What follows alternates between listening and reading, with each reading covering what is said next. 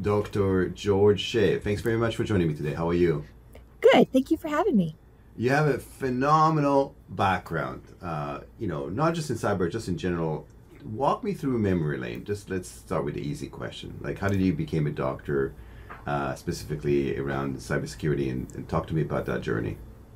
There's the journey piece, and there's the becoming the doctor piece of it. So I guess it started, I would say right in high school, actually. So out of high school, I ended up enlisting in the Army right away. So I went into the Army and I did communications. So I tell people I was sort of the Humvee car phone enabler. So technically it's a mobile subscriber equipment transmission system operator. So I would go out to the field, set up antennas, and enable that footprint that allowed secure communications for the Humvees, the military. And this is before Dr. everyone had a Shea, cell phone. Uh-huh. just the quick question. Did you come from that background, like a military background? It runs in your family?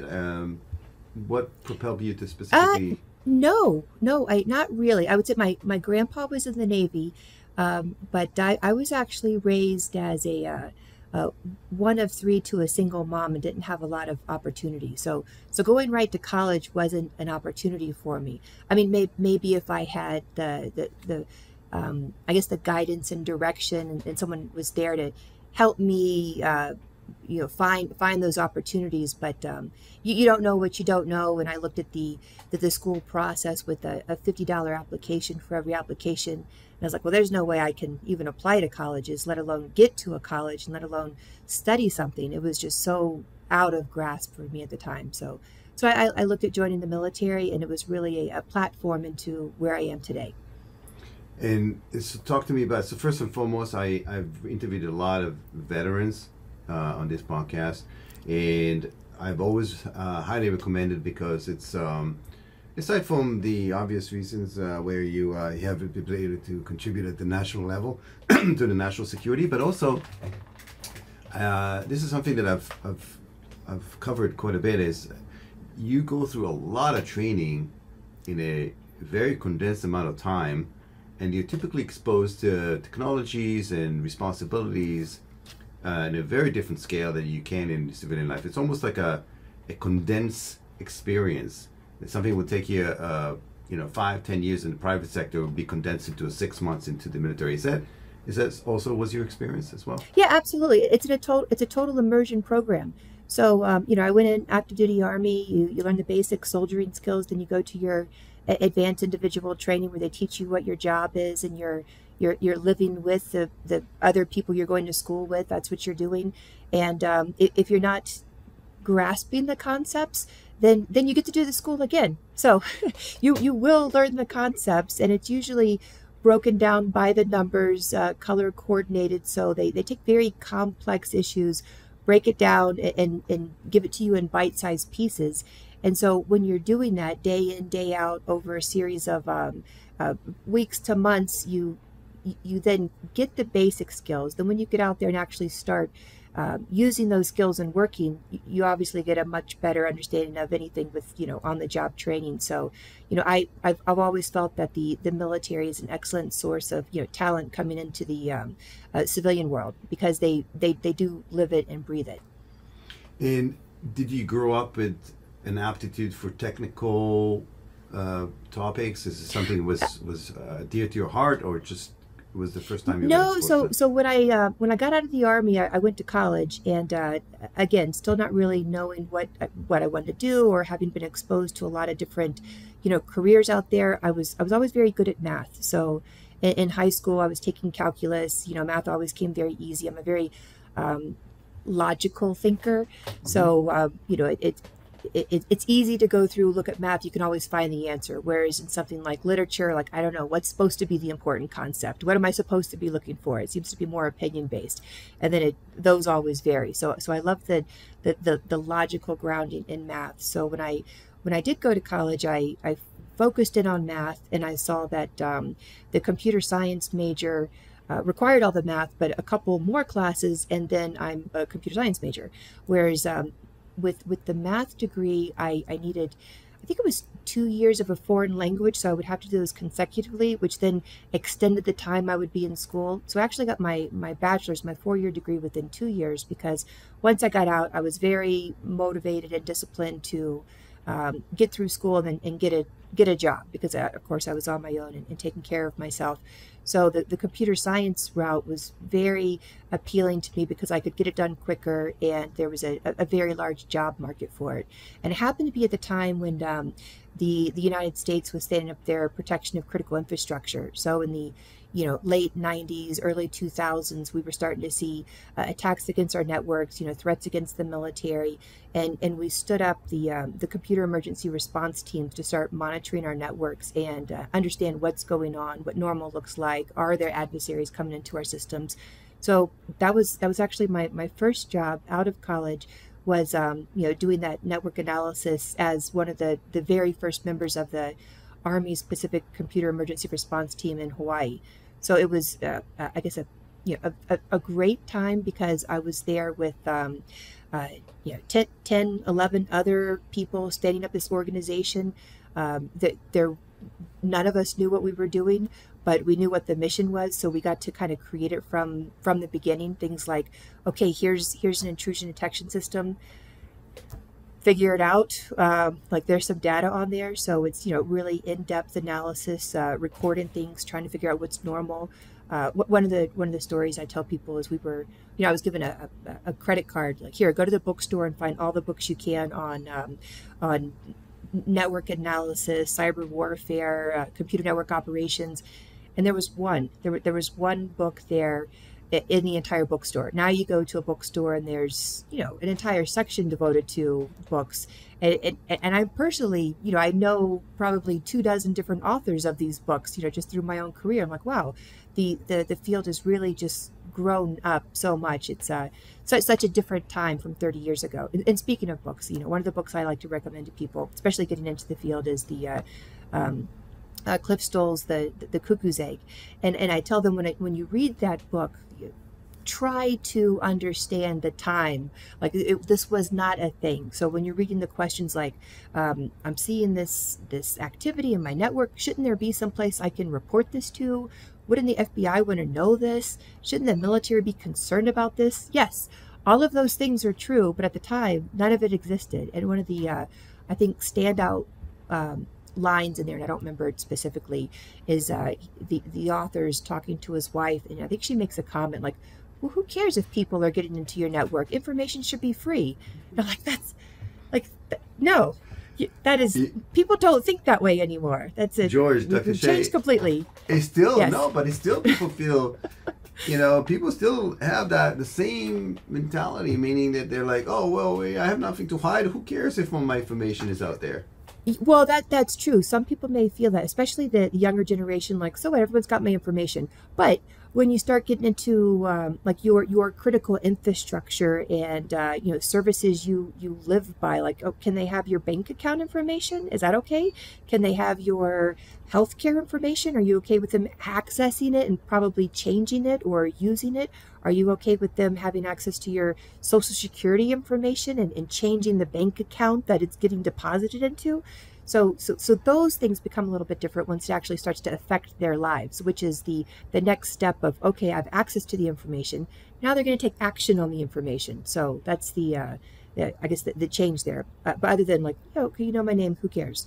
But my name and my password and my bank account, and it's connecting. It becomes a little different. It's connecting those dots that that are the dangerous piece, that you can actually create a your synthetic identity, just basically based on your information, and then before you know it, somebody's opened up a new account, taking up a mortgage, whatever the case may be. You glance quite quickly on the fact that you finished a 4-year STEM computer science degree in 2. And it was like nothing, because you felt the urge to do that because you were on your own. That's quite incredible. Well, I didn't take the summer vacations. I wasn't going back home to mom. I wasn't taking a spring break. I was an adult in the workforce. I was working full time while going to school. So it was very important to me to go to school and get my degree and then be able to start working. I didn't have, I guess, the support structure around me that allowed me the luxury of taking my time. So I was in a very big hurry. Then after having been in the military, I was quite motivated to not go back in the military. Oh my God, we spilled the beans. So, I mean, I do promote the military. You asked if I come from a military family. I said my grandpa. So I would say I didn't come from it, but at this point, my husband's retired military. I have 2 adult sons, and both of them, one's still currently serving in the Army. Both went into the Army, and I couldn't be more proud. So now I would say we are definitely a military family. and from that STEM degree, it's really tough. I've actually done the same. I've done it in computer science as well, and I didn't take any summer vacation either because I was in a similar situation.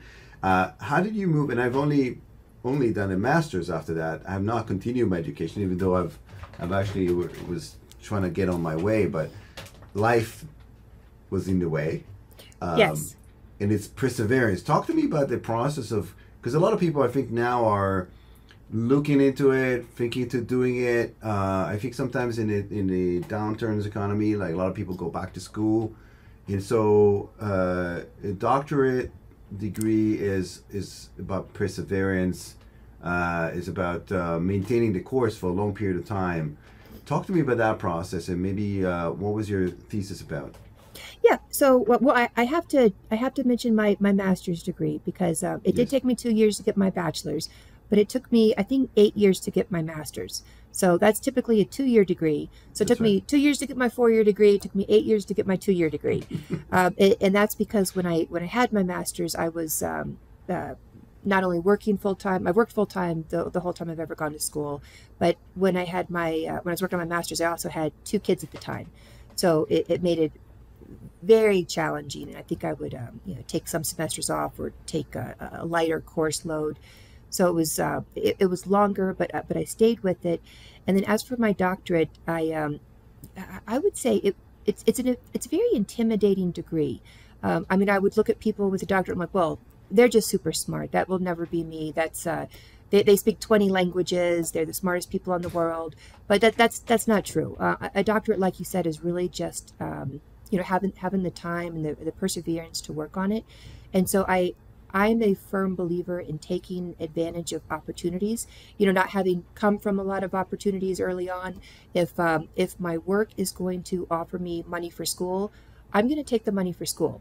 So if they're offered me free education, free training, I'm going to take that. I'm going to do whatever I can to better myself and improve myself to ensure that I have that security. And then the decision to actually work on my doctorate was, I think, the hardest step. It's the hardest step, and I talk to a lot of people, mentoring them, trying to encourage them to take that step. But it's super intimidating, and I tell them it really shouldn't be. Now that I've been through it, it shouldn't be.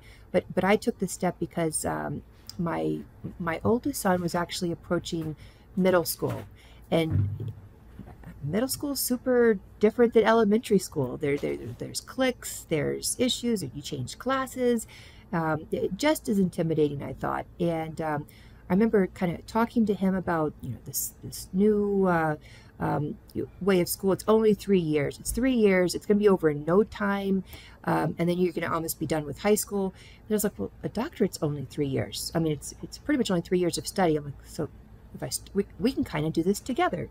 So I decided to kind of do that with him, and I did end up taking, I think, 1 semester off, so I finished in 3.5 years. But throughout the course, I found it was actually the easiest degree I've ever worked on. I have an associate's in math, I have a bachelor's in computer science, I have a master's in computer science, and a doctorate in computer science. And it was the easiest degree because at the doctorate level, you work on what you want to work on. They kind of cover basic concepts in executive leadership and technologies, but the point of the degree is to contribute to the body of knowledge for computer science and specifically information assurance, cybersecurity. So, based on my experience, my work, I'm now giving back to the education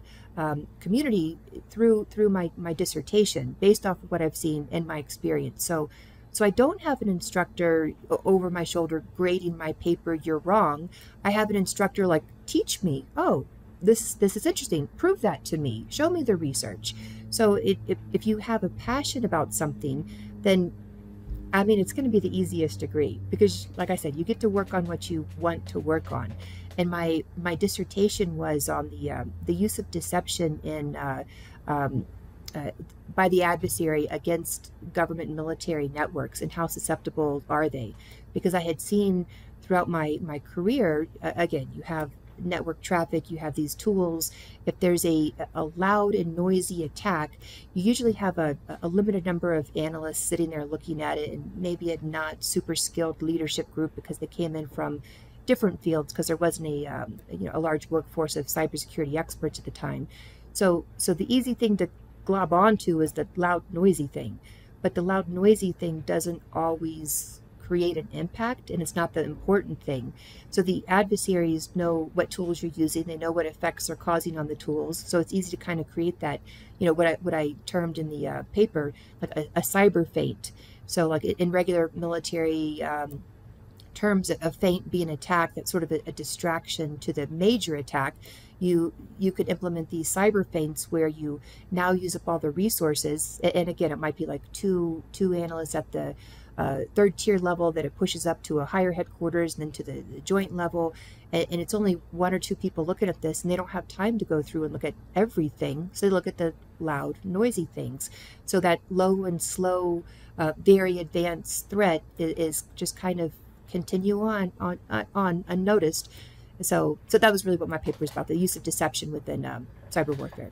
Absolutely fascinating. And if you don't mind, I have every time you say something, I have 10 other questions. So if you don't mind.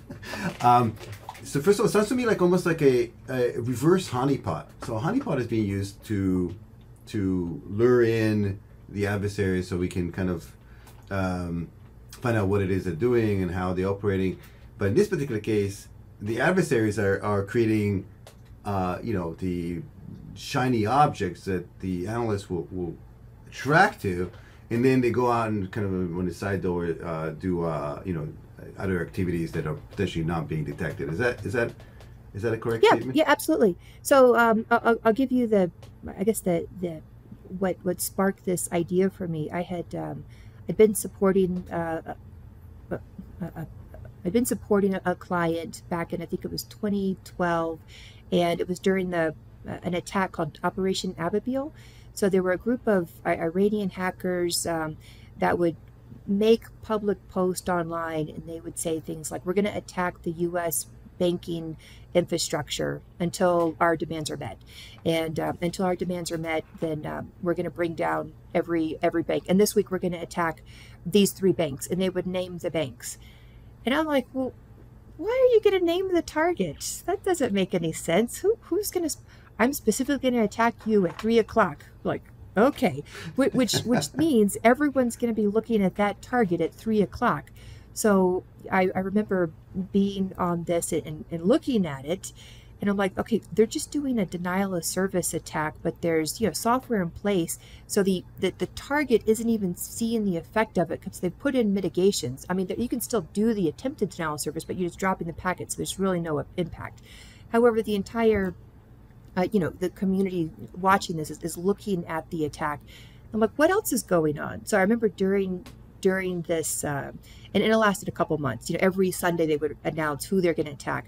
I would, of course, go through on one screen, look at what we're supposed to be looking at, but on the other screen, look at other stuff. And then I would write a report on everything else going on. And so I would submit the 2 reports, like this is what we're seeing on this particular attack, but then this is everything else that's going on that we're not looking at, no researchers are going into. And sure enough, we want to see what the noisy, loud thing is, because they talked about it on the news, and people are being questioned. What's the response to this, and what's the impact? I'm like, there is no impact. There's 0 impact. There's no impact. But here's some impact. This is what we should be looking at. So it was a little frustrating for me. So I thought, well, this would be a perfect topic because I can kind of expose the need to really understand basic traditional military tactics to cyber warfare, because it's, I mean, you could, I think this is, used a lot in cyber warfare, but you could take the Sun Tzu art of war and apply it to everything. And then you look at a lot of these cyber attacks and you think, oh, this is new, it's brand new. No, it's just a new medium that it's being executed on, but it's still the same basic principles. Yeah, and it's fascinating because specifically it's the human element, like almost like social engineering in sense, or like tactical warfare, as you mentioned. You know, you make noise here, and then you go in the back door, and that's something that's thousands of years, and it's not so much from the technical or how they do it, like what type of exploits or what type. It's really the traditional methods of infiltrating an organization is basically just creating that diversion that has always been around. Even Right. since the Romans, I'm sure that every single army had the diversion associated with it. So this is super interesting. In fast forward today, I think that the issue we have is, I think as a nation and just in general, we have a massive infrastructure that needs to be protected. And so if we extrapolate from what you just described, it's super hard to maintain a grasp and figure out what is the signal to noise ratio, what is within all that massive telemetry that comes in, what is really the things we should pay attention to, and what is something we can throw away. How do we deal with this today? Like if you fast forward to current times. Oh, well, I mean, I guess how do we deal with it today? Well, obviously it's kind of dealt with individually based on your organization, what they're putting in place. What I tell organizations, what I advocate for is understanding what the mission is of your organization. What is that mission that you're performing, and understand what those critical components are that are required to then meet that mission, and then look at the protection and the attacks on those particular systems.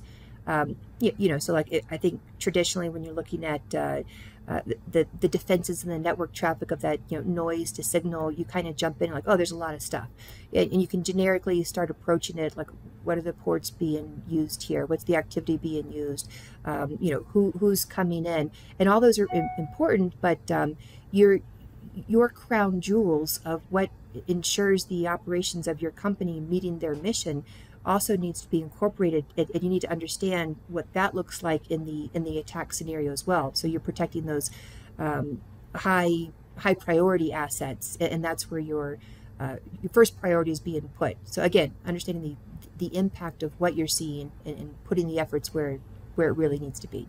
So you narrow it down, to use layman terms, you narrow it down to figure out what is the crown jewels, and again, from an organizational perspective, what do I need as an organization to have up and running to complete my mission and continue to do the best I can as an organization. So let's apply this to critical infrastructure and some of the recent events that have happened.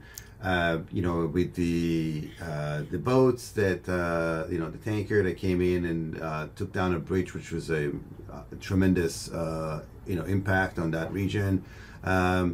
Critical infrastructure, there was a recent, not so recent directive from the government to include other sectors. Now I think that they have the airlines, the transportation, there's a bunch of other stuff. Where are we from a country perspective? Because there's always this doom and gloom saying that we're too exposed. The sky's not falling. We're making some major strides in progress. Partially thanks to you and your organization, but where are we going, and why we still haven't really solved it, or haven't gone to the place where we feel like completely, which I guess never going to happen. We're never going to feel completely secure. Yeah, that's a big question with a lot of responses in there. So let me start with critical infrastructure. So critical infrastructure. When I say critical infrastructure, I'm specifically talking about the 16 sectors of identified infrastructure that have been deemed critical to the way of everyday life. So your water sector, your energy sector, the defense industrial base, your finance sector.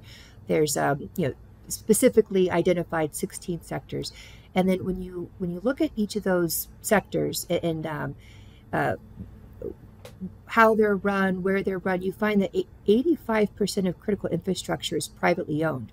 So, like the financial organizations are very different from your defense industrial base. So it's not as easy as just saying, hey, do this, because you have private organizations that don't want to do this, or they have concerns about things. And then when you talk about sectors, so each sector now to go through and be able to coordinate with each other. You have sector coordinating councils. You have intellectual property concerns. You have competition concerns. You have, I don't want to show you what our infrastructure looks like internally, because that could be some type of, market competition issue, some reputational issues. So a lot of people don't want to show their cards. And then there's also the issue of your compliance. Like what does that look like in terms of meeting your GDPR requirements, or your PII or your PHI or other compliance requirements, and not sharing information. So it becomes very difficult. And then you look at the you could throw in the small and medium-sized companies out there. They don't have the resources, understanding, or expertise in a lot of these cybersecurity issues to really bolster their systems, protect their systems. And then you could look at the small and medium business companies, and I think that there's a statistic I had seen. 50% of all small and medium-sized companies that are compromised through a cyber hack, 60% of those go out of business within, I think it's a year or 3 years, because it's not their number one priority. Their number one priority is getting up on their feet, getting the business going, not pouring money into cybersecurity, meeting the compliance of some new issue that has to come up. So there's a varying degree of resources available across all industry. There's a varying degree of what's the word? Wanting to participate, or willingness to participate, or to change, or to share information. And then just the interconnectedness of all the different systems. CrowdStrike is an excellent example. So you can't really approach each sector individually and say, okay, this just for your sector, because the software that they're using, like CrowdStrike, SolarWinds, you can go down a list of Microsoft, everyone's kind of using the same software. So when there's an issue with those software pieces, whether it be through development configuration error, or a compromise in the supply chain through an adversary attack, it affects everything. There's a rippling effect, and it just kind of takes off like wildfire. I mean, it was 2 weeks ago now that the CrowdStrike event took place. Not a cybersecurity compromise, but just an internal issue, a null point error, coding configuration testing issue that affected everything from your airline travel to my mom accessing ancestry.com. So it affected a lot of different things. And when I hear my mom bring up an issue, I know it's getting closer to the common person out there, because now they're being affected by it. Another great example of like the common people being affected by this, where they may not be, following the cyber warfare world, was the Colonial Pipeline attack a couple years ago. Entire East Coast, no gasoline. People are filling their Piggly Wiggly bags with gas, tying them up and putting them in their trunks. You're like, oh, the cars are just going to explode. I mean, these are major effects of in the same way, Dr. Shea, we're like 3 meals away from chaos, and I think we're like yes. one tank of gas there away from chaos as well. People, you can take away a lot of things. You cannot take their gas, and you cannot take their food. Yeah, or their water. I mean, if you were to go through each of the sectors and say, what's the most important sector? Okay, well, we'll just go without water. Well, no, we need water. Okay, well, we'll go without energy. Well, you can't really get water in some places without energy. Okay, well, we can't go without money. Well, you can't get energy without money. So it becomes this very interconnected group of dependencies that there's almost not an order of this. These are the most important. They're all important, and they're all kind of just woven together. Sounds like, Dr. Shea, sounds like a very fragile fabric. It is of society. It is, we take for granted.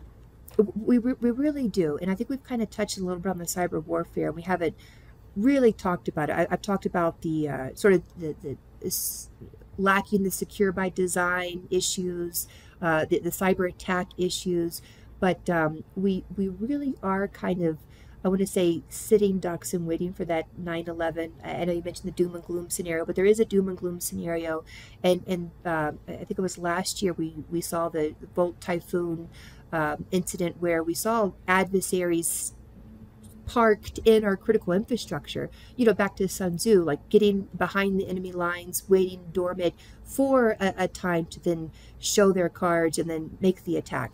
If you're a strategic military thinker, you're not going to show your cards and like, here, this is what we're going to do. You're going to, slowly position yourself, maybe test it out, make sure it works.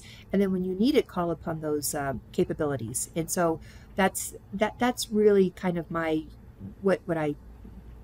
worst fear, like what those adversaries then execute those capabilities that what we don't know about that they have or we haven't discovered yet. But I think Volt Typhoon was a great discovery of, yes, they're definitely sitting on our critical infrastructure, living off the land, not being detected, and sitting there as a threat that could impose some type of major damage to our, not just our country, but the people in our everyday life, the safety and security of people. Absolutely. So it's one thing to declare it as a problem. Let's see if we can. Anybody's listened to this and maybe they don't feel like they're critical infrastructure, but even they potentially have a bakery where they make they bake bread.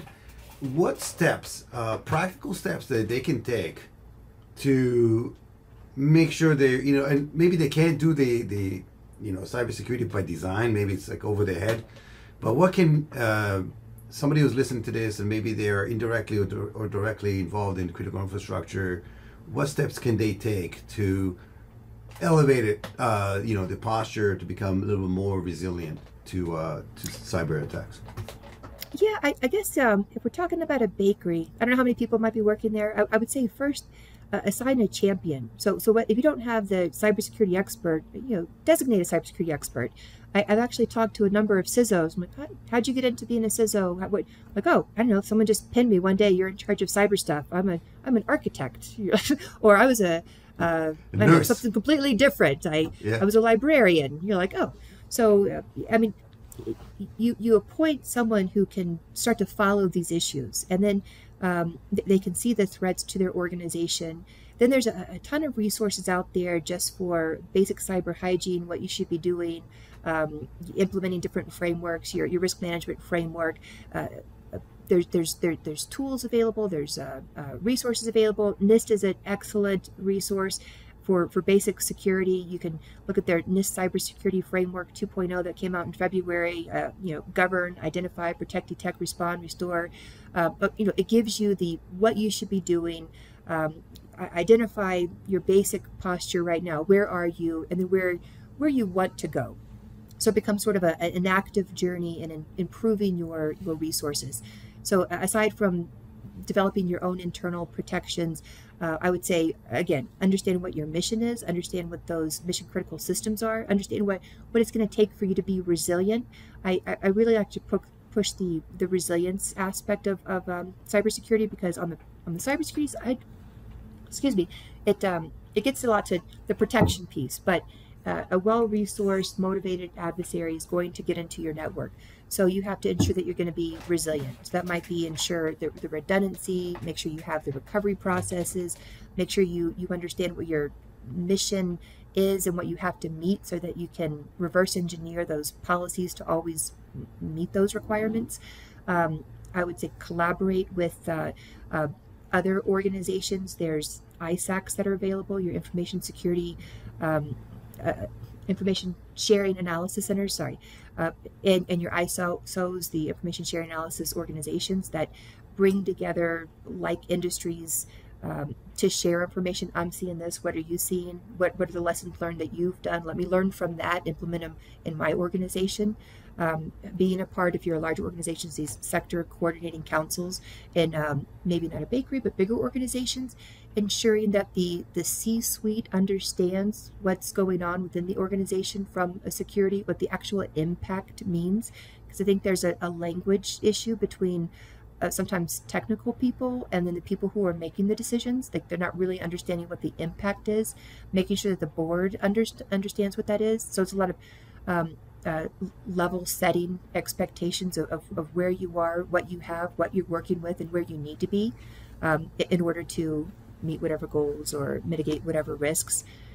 So I think yeah, those are some good starts, I think. And because we all want to make sure we don't, we're not a sitting duck. I think that's the key, and I think a lot of organizations feel that they may not be a target, despite the fact that we're knowledge-based. Everyone's a target. Yeah. Everyone's a target. And then also even a bakery, like a chain of bakeries, right? So we're knowledge-based economy, meaning that there's somebody who's maybe going to be after your secret sauce. Like you've been perfecting how you create, bake, bread for 25 years. You have it sitting somewhere. Somebody wants that. It's valuable. And I think a lot of people, a lot of organizations always feel like they've, surprised that somebody is hacking them, because I was like, oh, well, you're surprised because they're after what you have, and it's not necessarily trivial. Or they might be using you as a gateway to somewhere else, like a supply chain attack. So talk to me a bit about the intersection of what you see between geopolitics and cyber. It seems like there's a lot of there's kinetic conflicts around the world right now. U.S. is involved indirectly with a lot of it, and then there's there's an effect of that on potentially back into again the intersection between that and cyber attacks. And I know you're very close to that, so I don't know if you can provide a quick primer of what that looks like today. What is it? Well, it's they're definitely related. There's definitely an overlap. I'll give you some examples of cyber warfare with the geopolitical conflicts that are out there. In 2015, before the current Ukraine war, there were Russian attacks into Ukraine on their critical infrastructure.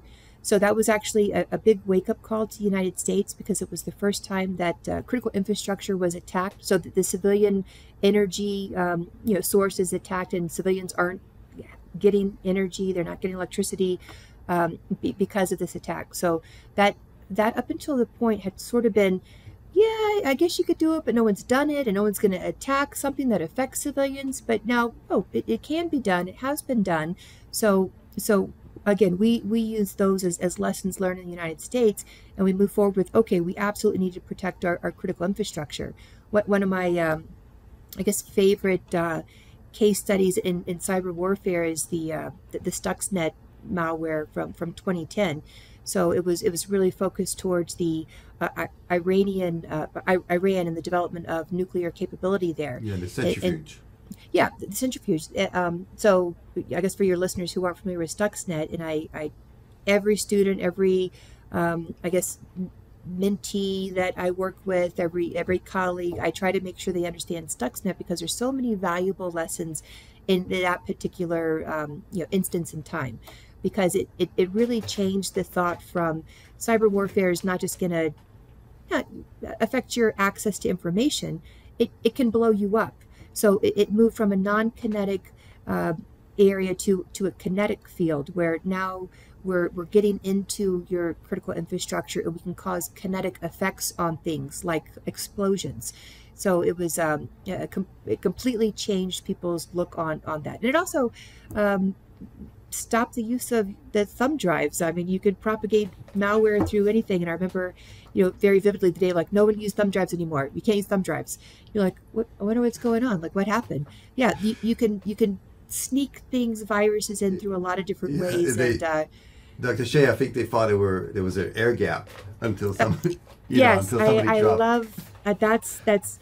I've talked to many different programs, and I will start talking. Oh, this is an air gap program. We're not connected to the internet. I'm like, are you kidding me? Are you kidding me? Do you have humans that touch this system? Does the system get upgraded at all? Is there maintenance conducted on this system? Do you have a young 18-year-old kid working on the system that gets bored, that brings in his gaming and music, that plugs it into the system? Well, there's no such thing as an air gap system. You drop something that has the word payroll on it or something like yeah.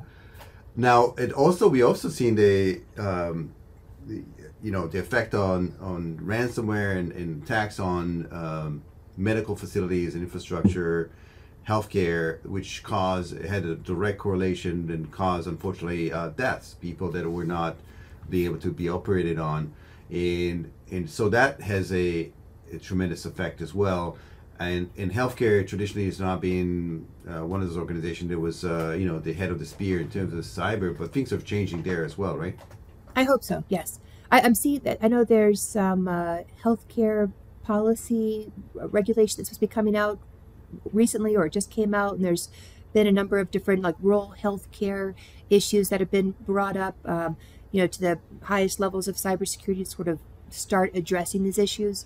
So I'm very positive in the future direction. You can look right now at a lot of instances of, okay, things aren't good, but when you look at the policies that have come out this year, there's been a lot of very promising issues there. And so I'll name the PCAS report that came out in February. There was a Presidential Council of Advisors for Science and Technology group. They advised the president on different issues, and one was the resilience of cyber physical systems. And within that report to the president, it gave a list of recommendations on how to improve the resilience of critical infrastructure through public-private partnerships, through more board engagement, through understanding the secure by design, through all these other practices. So that was a lot of very positive recommendations in mitigating a lot of issues that we see. And then shortly thereafter, the new PPD 21 came out. So the Presidential Policy Directive 21 that identifies, describes, and shows how critical infrastructure is dealt with in terms of resilience and security. It was rewritten. It came out in, I want to say, April. So it's a NSM, National Security Memorandum 22. It went through and it took in a lot of the PCAS recommendations. It echoed those, discussing the need for the public-private partnerships, transparency, working with the civilian organizations, bolstering not just security but resilience, and ensuring that if there is a ransomware attack on a hospital, it wasn't just one system. Why is everything depending on one system? If this is the critical crown jewel system, it shouldn't be taken out of commission and the entire hospital and patients dying because of that. You should have backups in place. Just like if the power to go out, you got backup generators. If this system goes out, why don't you have backup systems to ensure the resilience of that critical mission that you're performing? And then even after the PPD 21 rewrite, in June, there was a Homeland Security strategy that was then put into play, or that was released on the security and resilience of critical infrastructure, on how they're going to go through and implement those recommendations and not recommendations, I guess the policy for PPD 21. And it echoed again a lot of those public-private partnerships, the need for collaboration, the need for security by design. So there's I would say I'm seeing a much more unified across government understanding of what needs to be done with the public sector in terms of ensuring that resilience of our most critical assets, which is very positive. And we are continuing, while we're doing that, the technology is advancing. So meaning that, we now have connected beds in healthcare. There are a lot of IoT devices that are being deployed everywhere, and and I'm sure, talking about cybersecurity by design, I wouldn't say that these bed manufacturers have concluded a robust cybersecurity process to protect their beds, and that's that's challenging as well. A CISO that sits around and trying to see how what to bring into their organization, may or may not have a process to vet these devices before bringing those in. Maybe not even the people power to test those, and not everybody sits around. People are, if you need more beds, you go out and get some more beds. You don't necessarily do a rigorous testing to see if it's secure or not. Any comments there?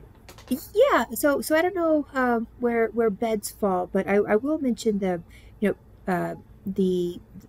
guidance and policy for pre-market medical devices. And in November of last year, they updated the requirements for pre-market medical devices. So if I'm building a pacemaker, maybe a bed, I don't know if a bed falls in, I'm not a medical device expert, but you now have to submit to the FDA a software bill of materials and show how it's connected to your system and the testing processes for it, which I thought that was a fantastic move. I advocate for the use of SBOMs because it gives you the transparency to determine what risks you want to accept. And just to give you a little bit about SBOMs and what that is, your software bill of materials is the list of component software that's within your software. So most software is 80% open source software. So if I'm my own company, we'll call it the George Shea software company. You're my client. You want me to develop software for your pacemaker. Here you go. Here's the George software that I'm going to give to you. I didn't really write all of the code there. I went to GitHub and I pulled out all of the common things that are in every software, a logging function, a timing function, whatever it is. I'm not going to reinvent the wheel. Why should I? There's a ton of open source software out there that's been used by everybody, so I can just pull that in.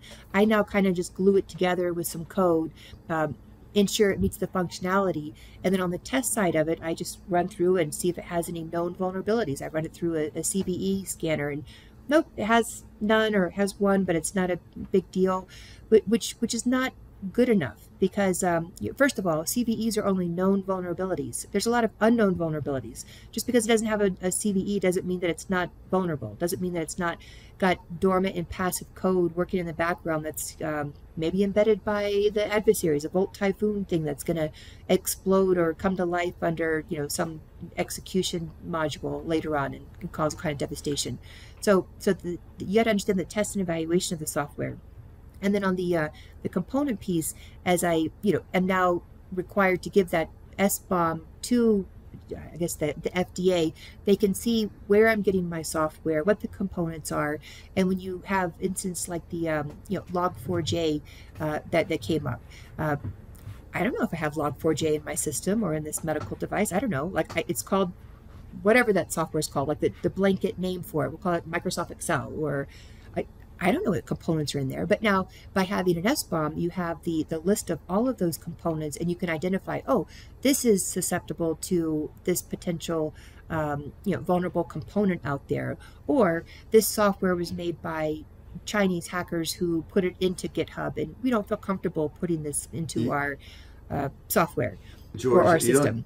You don't think that the potential for stifling innovation, because now there's you have to maintain an SBOM, you have to provide that, you have to, there's overhead, maybe even the price for that would have to be offset to the buyer. Yeah, I don't think it really stifles innovation. Like, be as innovative as possible, but ensure that, I guess I'll call it like a chain of custody of what you're using, where you're getting it, and how you're validating it.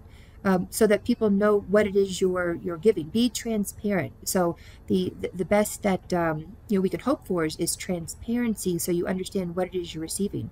And so on not just the software bill of materials, but you can apply that to artificial intelligence right now. Like, oh, here's some artificial intelligence. It's great and fantastic, but what was it originally designed to do? How was it developed? What is the large language model behind it? What data was used to test it? What data was used not to test it?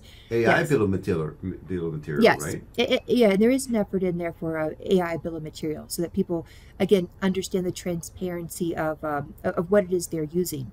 Otherwise, you're using these tools, these software, the AI, without really fully understanding what they're doing. So what are they doing in the background? And that's a big issue in both safety and security.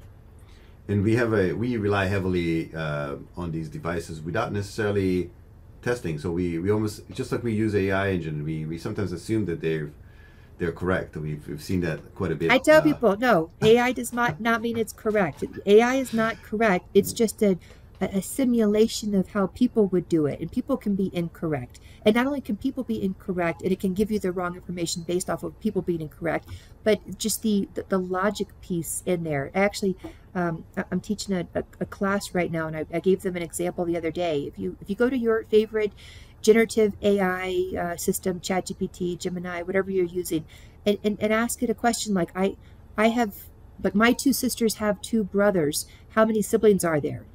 7. Like, are there 7? Like, there's not 7. Well, if each sister has two brothers, that's 6 plus you, that's 7. I'm like, yeah, but maybe I'm one of the brothers, and then they have both the same brothers. So then you're looking at, it's just 4. But then what if I'm another sister? So now there's 3 sisters and 2 brothers. So there's a human logic piece that's inherent in our everyday understanding that the computer has it incorporated into their large language model, and it will give you wrong information. Is that considered hallucination, Dr. Shea? Hallucination would be more, well, that's just a wrong answer. A hallucination would be more like, write me a research paper and make sure you include references in there. So yeah, and it makes up the citations, like, because it knows that you should have citations, so it makes up a citation. So it says, according to the journal of whatever. I think there was a lawyer that came out and filed, right, and it was a made up, legal cases that were not in existence. Yes, so it will, the AI is looking at what a good result would be, and it says, oh, we need to have references that reference these journals, so I'm going to put some in there.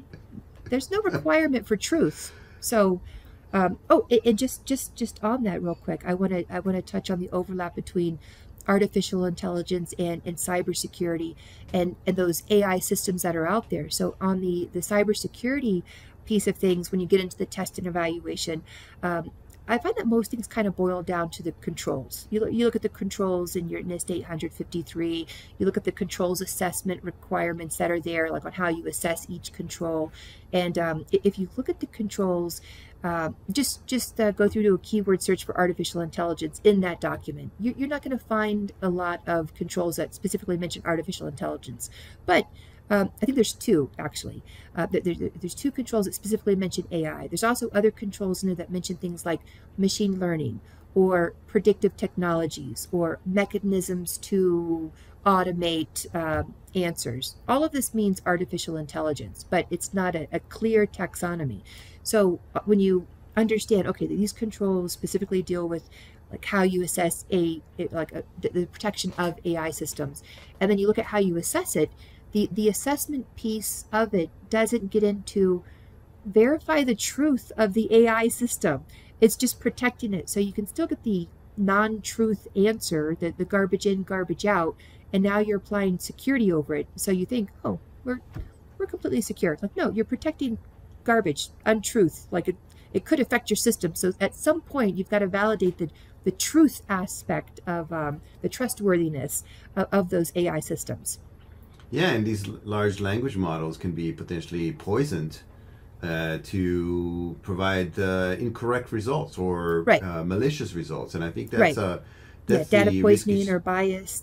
Yeah, and right now you can go to places where you can download local LLMs, models that have been generated by someone else, but you have no control over what was the input, and again, if you rely on the results without being able to certify the AI model, you rely on it for critical decision making, you might be surprised in terms of the result.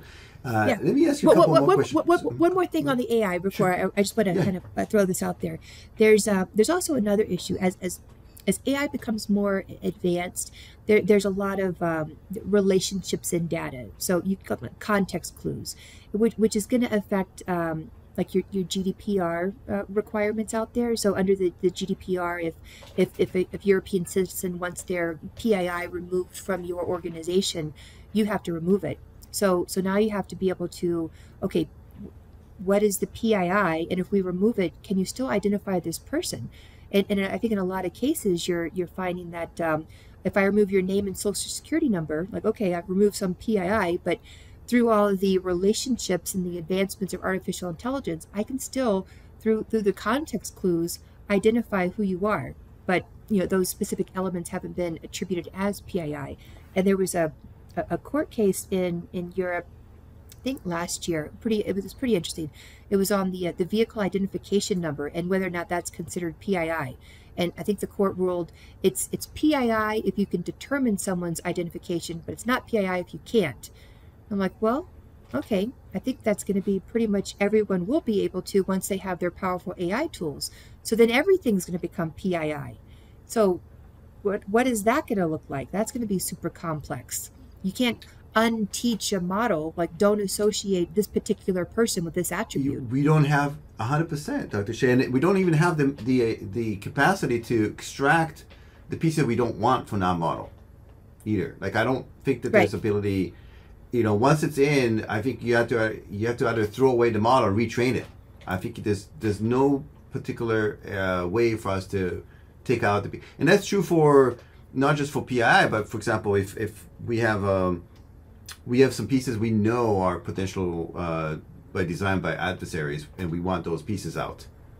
We cannot do that today. Right. We cannot just extract so if everything becomes PII, and maybe from the court case, what do government do? Like, how are they going to potentially deal with this? Because and it's a big question. I'm throwing it out there for you because that's where you come in. Unfortunately, I think the way a lot of things, well, I would say there are organizations, people, government that try to be as proactive as possible. But, I think it usually ends up being more of case law on, okay, something has happened. How do we deal with it? What are the lessons learned? Let's move forward. So I think every major cybersecurity legislation policy has kind of come up from, oh, this thing happened. We had this major cyber event happen. I think the Morris worm is a great example. Back in the 80s, there's the Computer Fraud Abuse Act that was in place, but then every single time there's an advancement in technology or the creation of a worm, which is different from a virus, we got to update the law because they didn't think ahead. So there's a lot of, again, lessons learned that come into play, and it's a continual playing catch up. And we mentioned a couple times compliance and regulations. Do you feel that the government role is to enforce that, or just because I know right now they provide guidance for a lot of for industry, but that potentially can change into enforcement, meaning that I know that for especially for the DoD, for example, there's certain criteria you have to follow in order to do business with the DoD.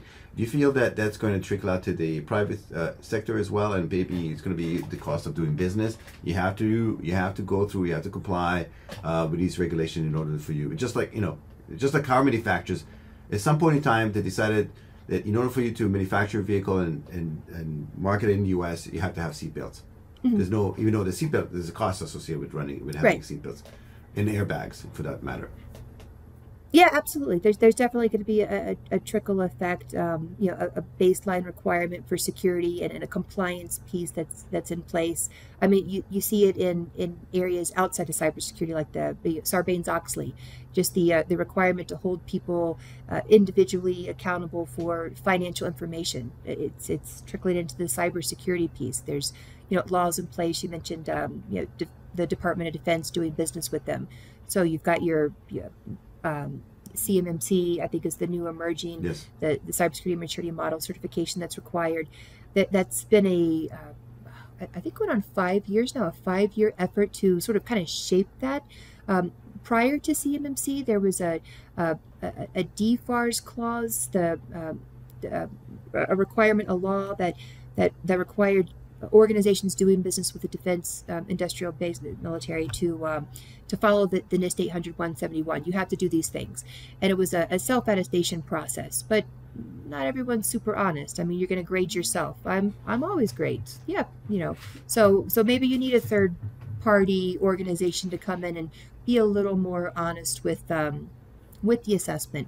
But then that as they impose that as they were imposing the requirement, they found there's a lot of, again, small and medium-sized companies that can't take on the extra burden of the cost associated with that, or the resources associated with that, or maybe it's a very small company that they don't have an infrastructure. It's one person working on a computer, but now they've got to go through and technically build out an entire infrastructure just to meet the requirements for an infrastructure. So there's changes that have gone into it, some shaping of it, again, lessons learned. So sometimes you you put out these requirements, and the backlash is there to kind of shape it better so it affects things. There's um, I guess, small business innovation research type programs out there to help these smaller companies meet these requirements. There's some resources, but it's always a painful process. It is, and speaking of CMMC, I think that they've postponed the deadline a couple of times due to the backlash. And you're right. If you're manufacturing widgets for the DoD, and in order for you to comply, you basically have to shut down. And I think that this it's really either you pass or fail. I don't think that there's a gray area, and I certainly believe that this is going to be trickling to the private sector at some point. It will. I mean, because again, the supply chain is very important. The secure by design is very important. Basic cyber hygiene is very important. And you as a consumer, whoever you are, a military organization, a company, if you buy people's products, then you're promoting them, and they're going to sell it. So you have to hold your I guess your suppliers to some level of accountability and standards on what you're requiring from them. So, and then again, it also gets back to the, I think I talked about mission before. So, I mean, maybe there's a company out there creating a product, I'll call it the flux capacitor, and they're like, no, we're not going to do this cybersecurity stuff, but they're the only ones you can get this flux capacitor from, and you absolutely have to have it for your mission.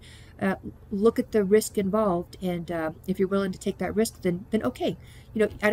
I think it's very important to balance the cybersecurity with the mission and ensure that you aren't, I guess, impeding the mission based on cybersecurity. So balancing those is very important. Yeah, and I've seen from a supply chain perspective, what you just described, sometimes the flux capacitor manufacturer gets help from the organization that is actually the buyer. Because the buyer might be larger with more resources and more cybersecurity resources, so they'll come in and help the manufacturer to get up to standards to better provide that capacitor. Dr. George Shea, thank you very much. Before I and I feel like we are just getting started. I didn't even cover like half the stuff that I wanted to, but it's been a fascinating conversation. I'd like to wrap up with positive closing, like the sky is not falling, we're making progress. What are some positive areas of progress that you've seen from where you're sitting in your role? Well, I would say definitely I mentioned SBOM. I've seen the software bill of material movement kind of take off and really spread over the past couple of years since SolarWinds, big supply chain attack.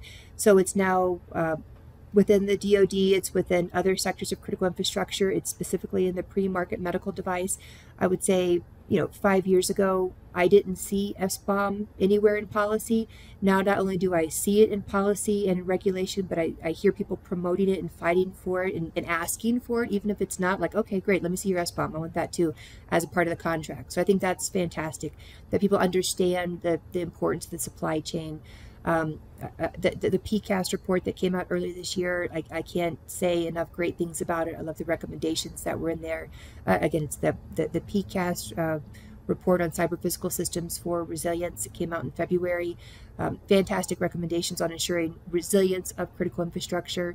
I think there's been a lot of great attention put into the need to ensure we have continued critical infrastructure. So not just the PCAST report, but the Executive Order 14-026 that was written a couple years ago that again emphasizes the importance of critical infrastructure. Things like, I'm sorry, I've got to sneeze here in a second. But even things like the CrowdStrike event that took place, it was actually very positive because it helps people not in the field understand how pervasive software is and how everything is connected, and how you really need to be able to identify where all of those components are and ensure the safety and the security of those systems. secure by design, right from the beginning, and that everyone has a responsibility in that. So, I also love, of course, everything CIS is doing. They're big promoters of secure by design. So I think a lot of positive direction. Are you positive or bullish or bearish on the AI? Do you feel we are creating our own Skynet or? So this is a whole nother episode. I don't know if you want to do another hour because we can talk about the AI. We will. So right maybe now. just in an.